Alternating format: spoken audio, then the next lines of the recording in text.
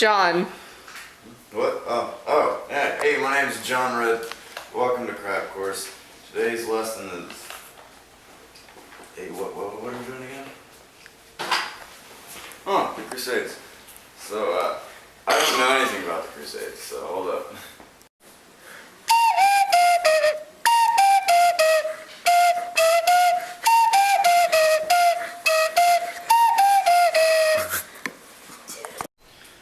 Okay, so now that I've actually done some research on the Crusades, I've figured out the origins of the Crusades. So the Crusades were largely because of the Truce of God, or in other words, the Byzantines and a bunch of Western European kingdoms were like, yo, we shouldn't fight. So then they were like, okay, so let's not fight. And then, but European leaders, some of them, like Sicily and England, they did not like, they still wanted to take more land. But they couldn't because of the truce. So they were still, you know, anxious for conquest. And they were like, you know what? No one said anything about taking back the Holy Land. And it's like, it's been under Muslim control for so long, let's just take it back. So that is how the Crusades were started. Okay, so the Crusades. What were the Crusades? The board says that they had the Levant, which was all the Crusade states. So, like for example, we got Jerusalem. That's the main one. We also got all the different knights and orders and stuff, like the Teutonic Order, the Livonian Order, and the Knights. Next, we got the Byzantine Empire. They were like, we really want to get back at those darn Muslims because the Seljuk Turks took a bunch of land from the Byzantines back a couple years prior. So they were like, yeah, we need to get this land back. So they were like, that's why they supported the Crusades. The Crusaders, though, were mostly just average dudes, as you can see by this wonderful drawing. They were pretty much just like farmers and stuff, and the reason why is because the Pope was like, if you go and kill a bunch of Muslims, all your sins will be washed away. It's like they never even happened. So they were like, sure thing, why not? I like to kill a bunch of random people. So they tried to take it 4 times, at least. That's the 4 we know about, most about rather. And the 4th time, they were so unsuccessful they ended up killing themselves. Fighting the Byzantines because they stopped by the Byzantine Empire and they're like, hey, can we stay here? And the Byzantines were like, I don't know about that. And then they eventually agreed, and then yeah, they kind of screwed everything up.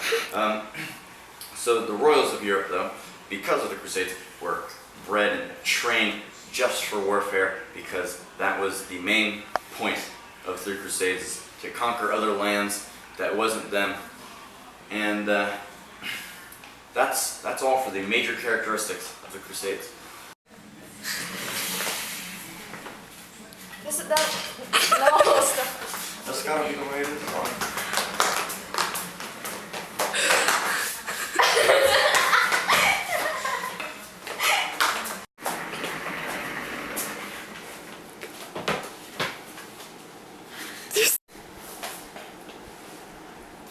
Okay, so now on to the First Crusade, or the only successful crusade, from 1095 to 1099.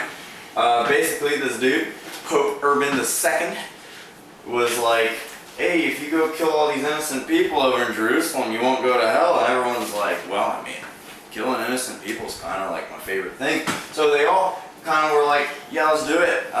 So a bunch of people, just average dudes, were like, we're going to go to Jerusalem. So they took one of these routes here. Most of them went through Constantinople, or the capital of the Byzantine Empire, but some of them also went through the Mediterranean over to Jerusalem. They all ended up in the same place and still ended up killing thousands. So either way, you know, they participated in their favorite pastime. So when they eventually took the city of Jerusalem, they then founded the Kingdom of Jerusalem, which is pretty much the end of the First Crusade. So now on to the Second Crusade.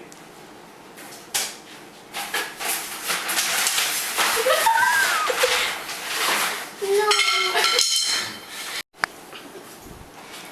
Now on to the Third Crusade, also known as the King's Crusade from 1189 to 1192. Basically what happened was much like the First Crusade, the Pope was like, hey, go kill a bunch of innocent people, and everyone's like, yeah. So they all went to the Holy Land and were like, we're going to take it back. And so they captured 2 cities, but they failed to get Jerusalem. But basically it ends up kind of like, it ends with a peace treaty because the people, they were fighting this dude named Saladin. And Saladin was like, come on guys, quit killing all my friends. And they were like, no, we're going to keep killing your friends. And then then Saladin was like, okay, screwed him up a little bit. Then asked the same question a couple days later, and then they pretty much left, and it was a peace treaty, and nothing really occurred out of the Third Crusade. Now on to the Fourth and best crusade, where basically, you know, as in all crusades, the Pope was like, hey, come on, let's go down to Jerusalem town and screw stuff up. And so basically, everybody goes down to the Byzantine Empire over to Constantinople, and they're like, howdy. And then the Byzantines are like, I don't really want you here, but okay. And then they kind of like, you know, they get into some shady business, and then they end up attacking and killing a bunch of Byzantines. And the Fourth Crusade never actually really happens because they all killed each other instead. So now on to the effects of the Crusades, the long-lasting effects, that is.